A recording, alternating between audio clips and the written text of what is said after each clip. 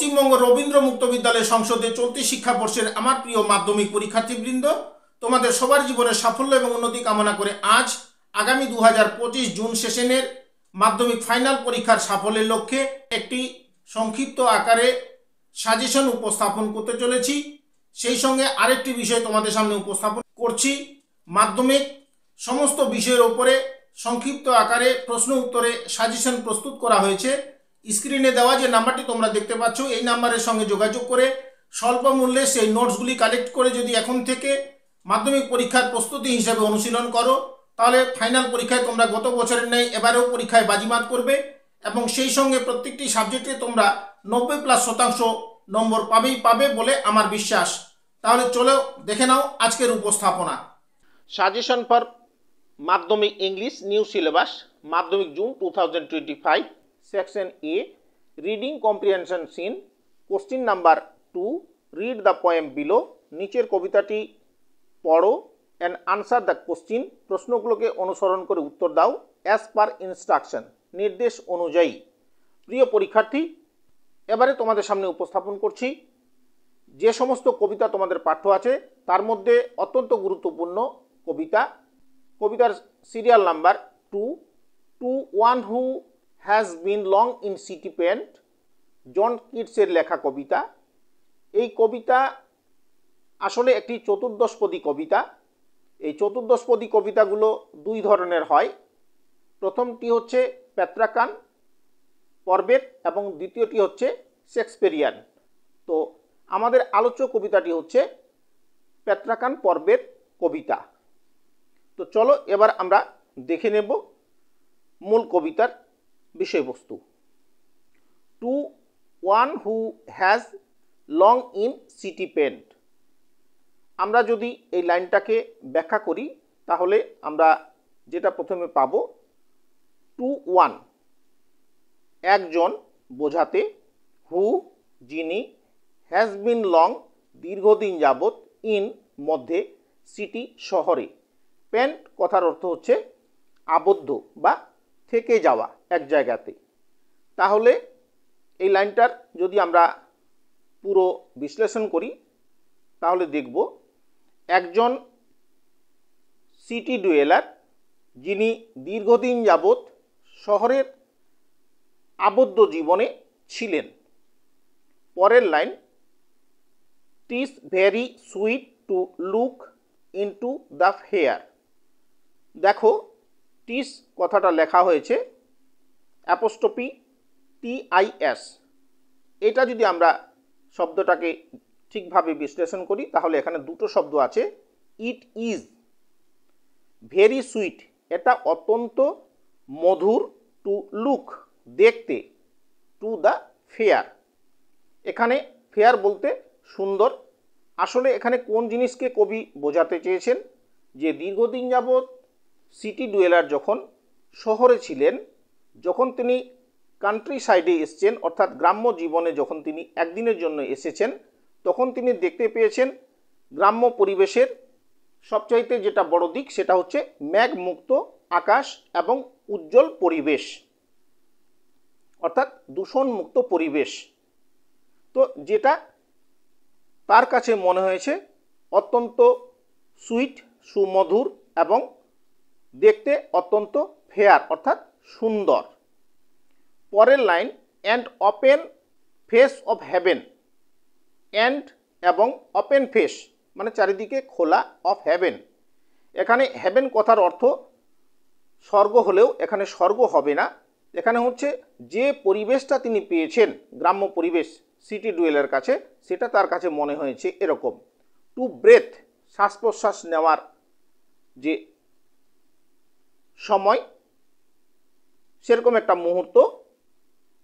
A prayer, prayer কথার অর্থ হচ্ছে প্রার্থনা করা। তাহলে যে সিটি ডুয়েলার দীর্ঘদিন যাবৎ শহরে ছিলেন, তিনি কান্ট্রি সাইডে যখন এলেন, তার কাছে গ্রাম্য পরিবেশ বা উন্মুক্ত পরিবেশটা তার কাছে মনে হয়েছে একটা হেভেনের মতো, এবং তিনি এত সুন্দর পরিবেশ পেয়েছেন যেটা তার শ্বাস প্রশ্বাসের যেন কোনো অসুবিধা নেই, তিনি যেন মন খুলে প্রার্থনা করতে পারছেন বা বলতে পারছেন। কোথায়? সুন্দর সুনির্মল পরিবেশের পরিস্থিতির ওপরে। পরের লাইন, ফুল ইন স্মাইল। ফুল কথার অর্থ হচ্ছে সম্পূর্ণ, ইন স্মাইল মানে হাসছে। কে হাসছে? উন্মুক্ত গ্রাম্য প্রকৃতি হাসছে। Of blue ফার্মামেন্ট। ব্লু কথার অর্থ হচ্ছে নীল, ফার্মামেন্ট কথার অর্থ হচ্ছে এখানে স্কাই অর্থাৎ আকাশ। নীল আকাশ যেন হাসছে উন্মুক্ত হয়ে সম্পূর্ণরূপে। পরের line, who is more happy. এখানে যিনি খুশি, অত্যন্ত সুখী হয়েন যখন উইথ হার্ট কন্টেন্ট, তার হৃদয় যেন পরিপূর্ণতা পাচ্ছে। তাহলে কন্টেন্ট বলতে এখানে কোন পরিবেশটা বোঝানো হয়েছে? উন্মুক্ত মেঘমুক্ত পরিবেশটিকে। পরের লাইনে ফ্যাটিক। ফ্যাটিক শব্দের অর্থ এখানে ক্লান্ত। হি স্যাঙ্ক। স্যাঙ্ক কথার অর্থ এখানে ডুবে যাওয়া নয়, যে মনোরম পরিবেশটা তিনি পেয়েছেন সেই মনোরম পরিবেশটাতেই বোঝাতে এই শব্দটি কবি ব্যবহার করেছেন। তাহলে ফ্যাটিক, হি স্যাঙ্ক, যখন তিনি ক্লান্ত তখন তিনি একটু বিশ্রাম নিতে চেয়েছেন। ইন্টু সাম প্লেজেন্ট। প্লেজেন্ট কথার অর্থ হচ্ছে এখানে আনন্দদায়ক। লেয়ার। লেয়ার কথার অর্থ হচ্ছে এই কবিতায় ডেন। লেয়ার মিনস ডেন। তাহলে ডেন বলতে আমরা কি বুঝি? পশু যেখানে বা পশুরা যেখানে সারাদিন ঘোরাঘুরির পর বিশ্রাম নেয় সেই জায়গাটাতে। তাহলে সারাদিন সিটি ডুয়েলার ভ্রমণ করছেন বা দেখছেন প্রকৃতির পরিবেশ গ্রাম্য জীবনের। তারপরে তিনি কি করছেন? ক্লান্ত হয়ে পড়ছেন। তারপরে তিনি যেই জায়গায় গেছেন সেটা আছে পরের লাইনে, অফ ওয়েভি গ্রাস। গ্রাস কথার অর্থ হচ্ছে ঘাস। তাহলে এখানে ওয়েভি মানে যে ঘাসগুলো এখানে আছে গ্রামের পরিবেশে সেই ঘাসগুলো অত্যন্ত বড়। যখন বাতাস বইছে সে বাতাসে দোল খাচ্ছে যে ঘাসগুলি, সেই ঘাসের কথা এখানে বোঝানো হয়েছে। And raid to debonair. এবং এই যে পরিবেশটা সেটা তার কাছে অত্যন্ত খুশির, একটা ভালো লাগার পরিবেশ সৃষ্টি হয়েছে, সেখানে তিনি বিশ্রামও নিতে চাইছেন। অ্যান্ড জেন্টেল টেল অফ লাভ।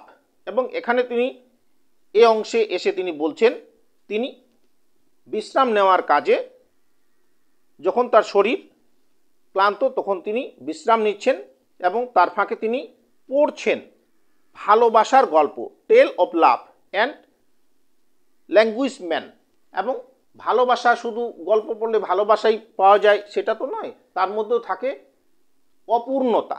ভালোবাসার মধ্যে একটা দিক থাকে যেখানে ভালোবাসা আছে, সেখানে না পাওয়ার যে অংশটি আছে সেটাকে বলা হচ্ছে লাভ অ্যান্ড ল্যাঙ্গুয়েজমেন্ট।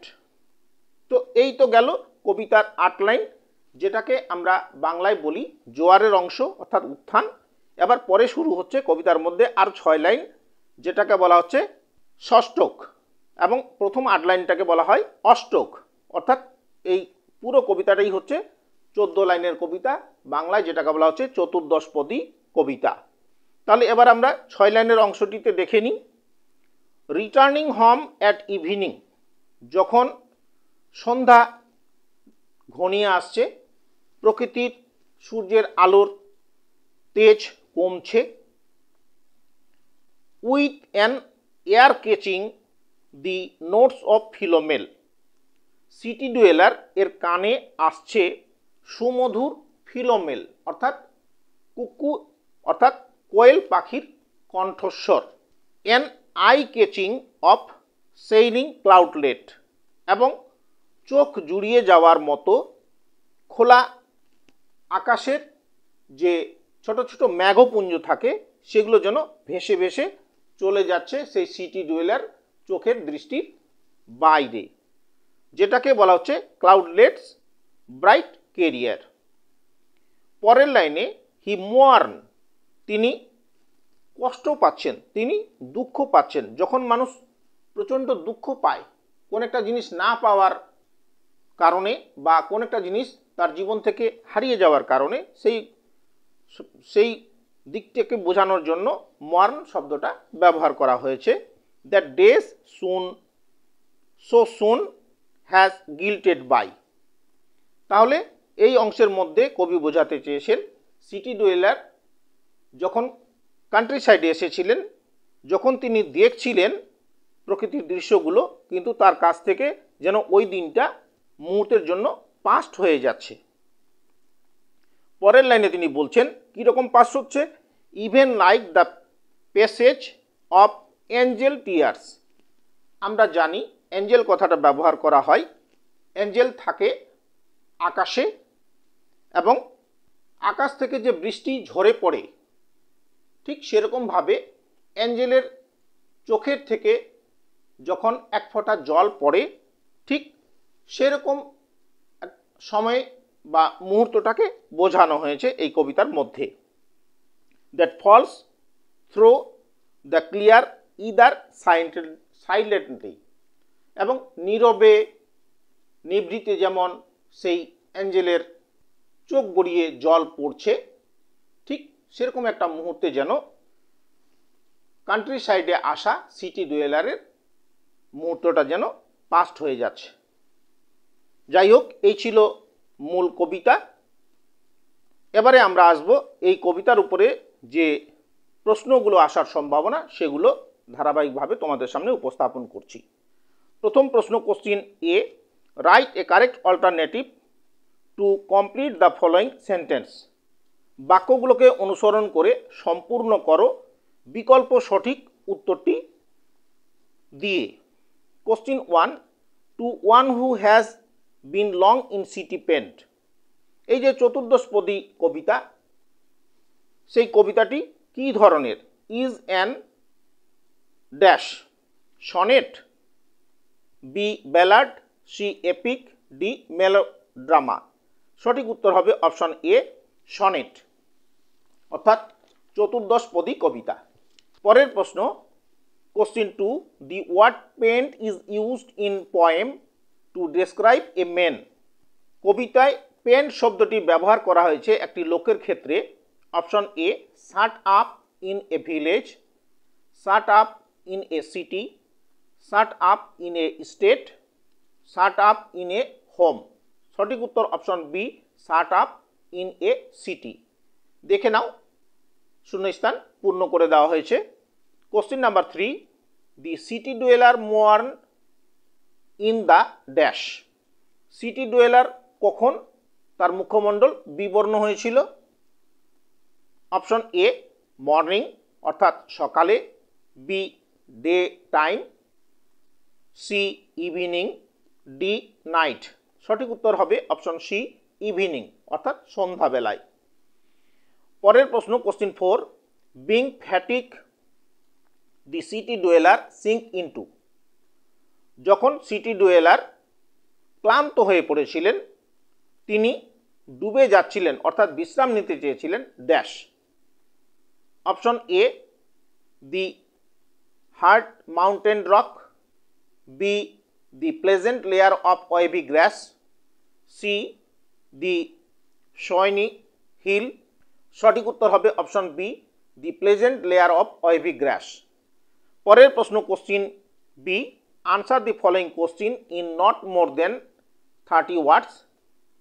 প্রশ্নগুলোকে অনুসরণ করে উত্তর দাও যাতে করে 30 শব্দের বেশি না হয়।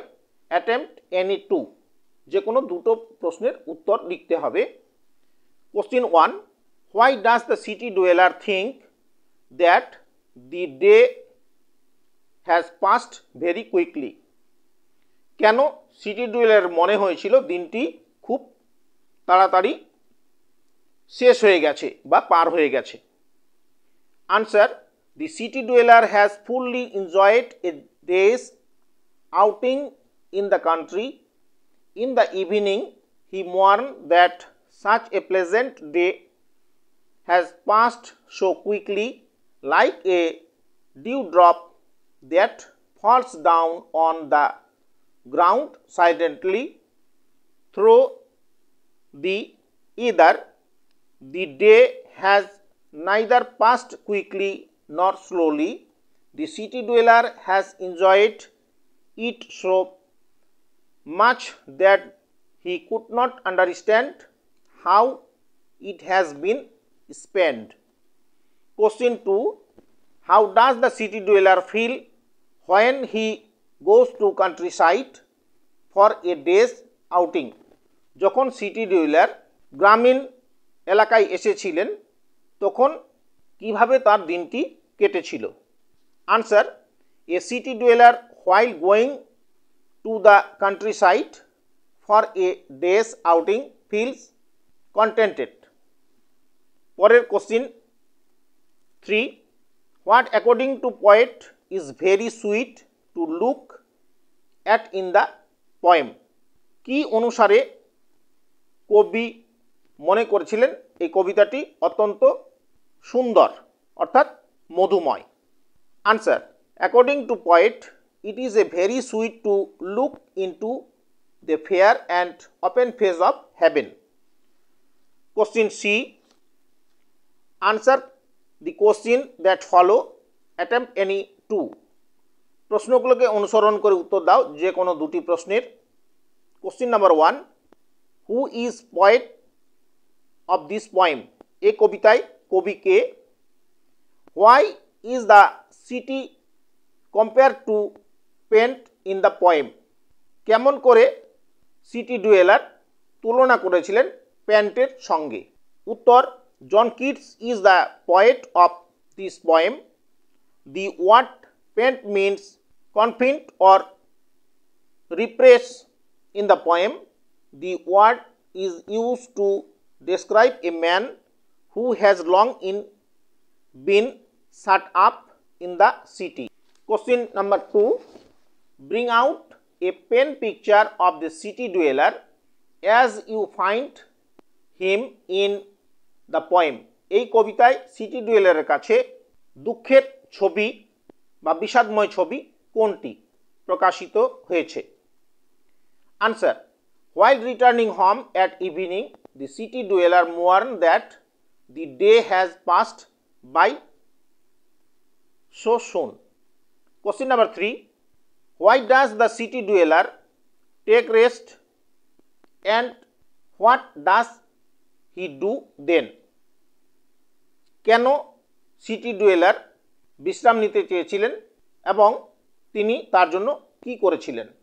Answer: being fatigued, the city dweller sink into the pleasant layer of wavy grass. He read then a debonair and gentle tale of love and languishment. Question number 4. What element of romanticism do you find in the poem? এই কবিতায় রোমান্টিজমের যে দিকটি আছে সেটি তুমি কিভাবে খুঁজে পাবে? Answer: the speaker captured in delight of the city dweller beautifully as he moved and breathed in the open air, and his heart is filled with the joy of the sky that is the free from dust, smoke and the bustle of city life. The city dweller feels the happiness of heaven on earth. Eventually the day ended and he returned home. All the key features of romanticism like celebration of nature, emphasis on the individualism, spontaneity, freedom and rules, solitary life rather than life is society of been nicely depicted in this poem by John Keats. আমার প্রিয় পরীক্ষার্থী, এতক্ষণ সময় ধরে তোমরা যারা আমার উপস্থাপনায় আমার চ্যানেল ওপেন এডুস্টারের আলোচনা তোমরা শুনছিলে, আলোচনার কোনো অংশ যদি তোমাদের এতটুকু ভালো লেগে থাকে তাহলে সেই ভালো লাগা থেকে চ্যানেলটির উপরে বেশি বেশি করে লাইক দিয়ে তোমাদের বন্ধুবান্ধবের কাছে বেশি বেশি করে শেয়ার করে দাও। এরকম আরও অনেক গুরুত্বপূর্ণ ভিডিও তথা আলোচনা পেতে তোমাদের মোবাইলের অল নোটিফিকেশন সব বেল আইকন প্রেস করে আমার চ্যানেলটি সাবস্ক্রাইব করে নাও। এবং তোমরা যারা অলরেডি সাবস্ক্রাইব করে নিয়েছো তোমাদের সবাইকে প্রাণ ঢালা অভিনন্দন জানাচ্ছি। এবং সেই সঙ্গে আরেকটি বিষয় তোমাদের উদ্দেশ্যে পরিবেশন করছি। মাধ্যমিকের 7টি বিষয়ের উপরে সম্পূর্ণ এবং পূর্ণাঙ্গ রূপে গুরুত্ব সহকারে নোটস প্রস্তুত করা হয়েছে।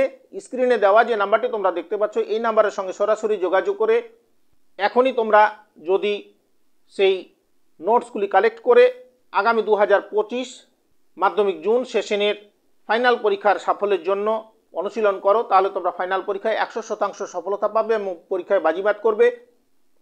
এতে সন্দেহের কোনো অবকাশ নেই এবং 100% তোমরা সফলতা পাবে। আবারও তোমাদের সবার জীবনে সাফল্য এবং উন্নতি কামনা করে আজকের মতো আমার আলোচনা এখানেই সমাপ্তি করছি। আবারও দেখা হবে এরকম কোনো গুরুত্বপূর্ণ আলোচনা নিয়ে। সবাইকে ধন্যবাদ।